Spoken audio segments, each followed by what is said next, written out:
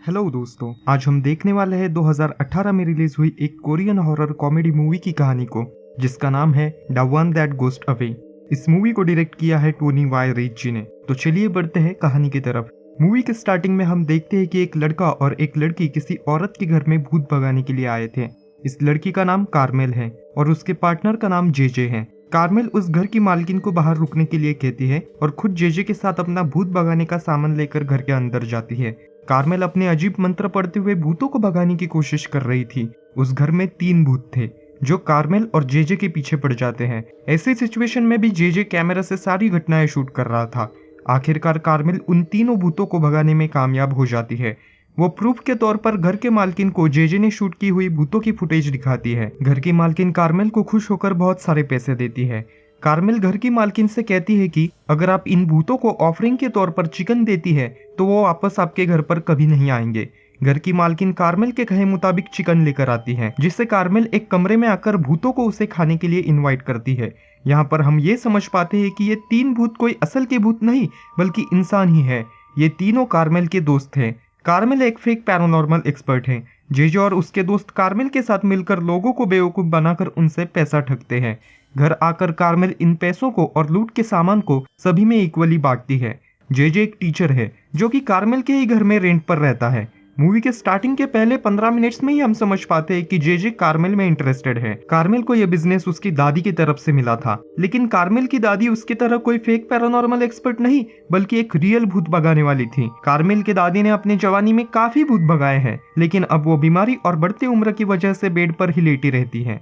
आगे हम कार्मेल की बहन सारा को देखते हैं, जो कि अपने बॉयफ्रेंड को घर लेकर आई थी। इस बात को लेकर कार्मेल सारा पर बहुत गुस्सा करती है, लेकिन सारा उसे कहती है कि ये तो सिर्फ बेसिन साफ करने आया था।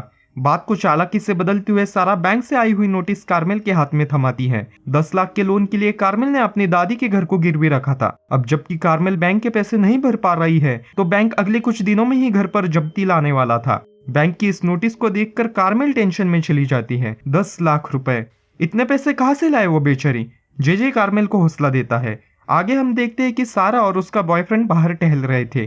सारा का बॉयफ्रेंड उसे कुछ अजीब नजरों से देख रहा था। सारा के पूछने पर उसे पता चलता है कि नॉर्मल फाउंडेशन के बजाय सारा ने गलती से भूतों के मेकअप के लिए लाया हुआ फाउंडेशन अपने चेहरे पर लगा लिया है, जिसके वजह से सारा का चेहरा अब सफेद पड़ चुका था। खैर, सारा की बातों से हमें पता चलता है कि कार्मेल का यह भूत भगाने वाला बिजनेस उसे पसंद नहीं, लेकिन वो अपनी बहन से बहुत ज्यादा प्यार करती थी, इसलिए वो कार्मेल को बुरा लगे ऐसा कुछ कहती भी नहीं। यहाँ पर सीन चेंज होता है और हम देखते हैं कि बैंक ने कार्मेल के घर को जब्त करने के लिए कुछ भाड़े के गुंडे भेजे हुए होते हैं। उन गुंडों के साथ कार्मेल की दादी बहस कर रही होती है। यहाँ पर दादागिरी गुंडे नहीं बल्कि कार्मेल की दादी गुंडों पर दादागिरी कर रही थी।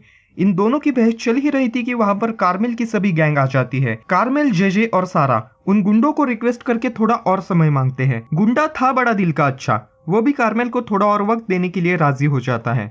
आगे हम देखते हैं कि कार्मेल को उसकी दादी को दवाई देते हुए एक लॉकेट मिलता है, जिसमें एक तरफ के फोटो में तो कार्मेल की दादी थी, लेकिन दूसरी तरफ की फोटो जली हुई थी। इस लॉकेट के बारे में कार्मेल के पूछने पर उसकी दादी इस बात को टाल देती है। कार्मेल जब अपने रूम में बैठी थी तब उसे अपने सोशल मीडिया अकाउंट पर एक आदमी मैसेज करता है। इस आदमी का नाम जैक कोलमेनरस होता है। जैक कार्मेल की सर्विस में इंटरेस्टेड था। जैक कार्मेल को अकेले मिलने के लिए बुलाता है। एक नया क्लाइंट मिलने की खुशी में कार्मेल पलक झपकते ही ड्रेस चेंज करके जैक से मिलने के लिए निकल पड़ती है। जेजे उसका छुप के पीछा करता है। जैक के बताए हुए डेस्टिनेशन पर कार्मेल पहुंचकर उसके आने का इंतजार करने लगती है। जैक एक हीरोइक एंट्री लेते हुए कार्मेल के पास आता है। जैक की इस एंट्री को देखकर कार्मेल काफी ज्यादा इंप्रेस हो जाती है। इधर जेजे और उसका दोस्त इन दोनों को साथ देखकर जल रहे थे। खैर, आगे हम देखते हैं कि जैक और कार्मेल अपनी मीटिंग स्टार्ट कर देते हैं। कार्मेल अपनी सर्विस के बारे में जैक को इन्फॉर्मेशन दे रही थी। जैक कहता है उसे अपने माता पिता से विरासत में एक हवेली मिली है, लेकिन दिक्कत वाली बात यह है कि उस हवेली में काफी ज्यादा भूतों का बसेरा है। अगर तुम उन्हें मेरी हवेली से भगा दोगी तो मैं तुम्हें $1 मिलियन एज अ फी के तौर पर दूंगा। $1 मिलियन सुनकर कार्मेल की आंखें फटी की फटी रह जाती है। कार्मेल भी लाइक पैसा ही पैसा होगा। जाहिर सी बात है, पैसों की लालच में आकर कार्मेल जैक को हाँ कर देती है। घर आकर कार्मेल जैसे तैसे सबको उस हवेली में आने के लिए मनाती है। वैसे तो जेजे उस हवेली में जाने के लिए मना कर रहा था, लेकिन कार्मेल उसे इमोशनल ब्लैकमेल करके मना ही लेती है। भले ही कार्मेल वहां जाकर अपने दोस्तों के साथ एक नाटक ही परफॉर्म करने वाली थी, लेकिन वो एज अ बैकअप अपनी दादी की किताब से भूत भगाने वाले मंत्रों को स्टडी करती है। क्या पता वहां पर सच में ही भूत हो तो।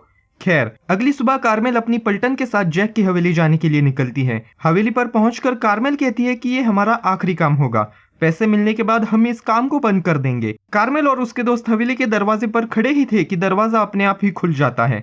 ये देखकर सभी डर जाते हैं और वापस चलने के लिए कार्मेल को कहते हैं। कार्मेल कहती है, डरो मत, ये दरवाजा ऑटोमेटिक होने की वजह से अपने आप खुल गया होगा। कार्मेल और उसके दोस्त हवेली के अंदर एंटर करते हैं।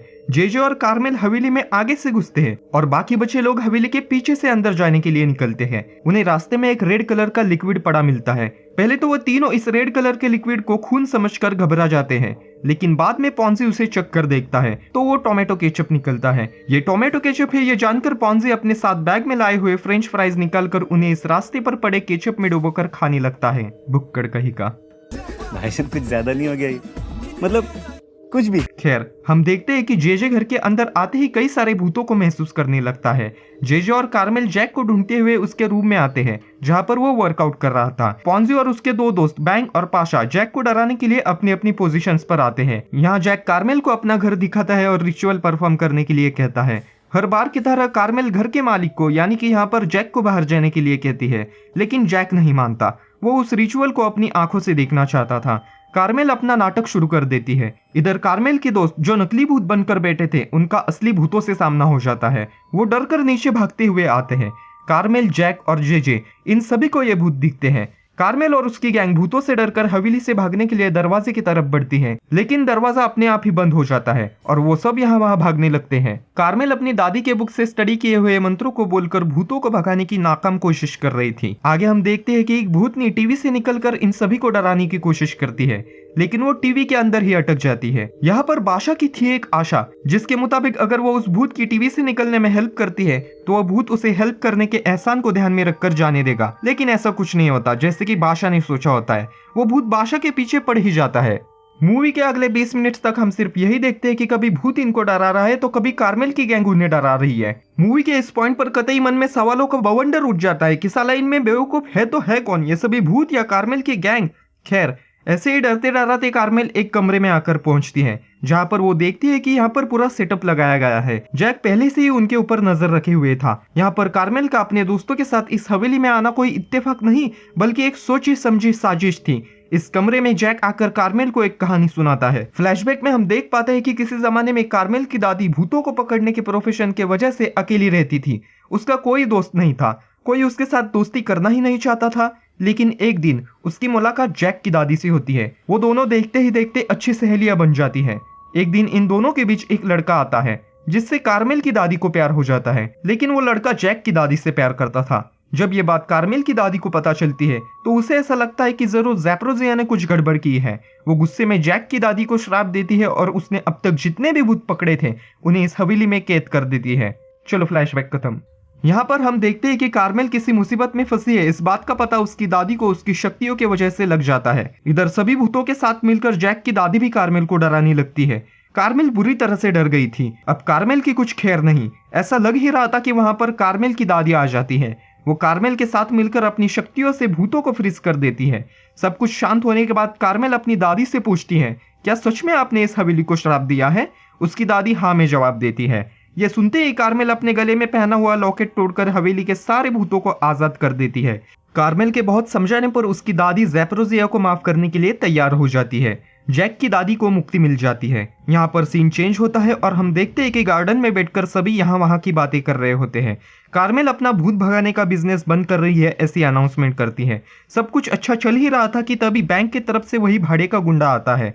सबको लगता है कि ये घर खाली करवाने आया है, लेकिन सरप्राइजिंगली वो उन्हें घर के पेपर्स लौटाते हुए कहता है कि आपने सारा कर्जा चुका लिया है, इसलिए अब आप अपने पेपर्स रख सकते हैं। हमें पता चलता है कि जैक ने कर्जे की रकम बैंक को पेड की थी। अब यहाँ पर जो हुआ सो हुआ, लेकिन कार्मेल ने अपने वादे के मुताबिक इस हवेली के सारों भूतों को मुक्ति दिलाई थी। इस वजह से जैक ने बैंक के कर्जे को एज अ फी के तौर पर पेड किया था। मूवी के आखिर में जेजे कार्मेल को प्रपोज करता है और कार्मेल भी जेजे के प्रपोजल को एक्सेप्ट करती है। इसी हैप्पी एंडिंग के साथ ये मूवी यहीं पर एंड हो जाती है।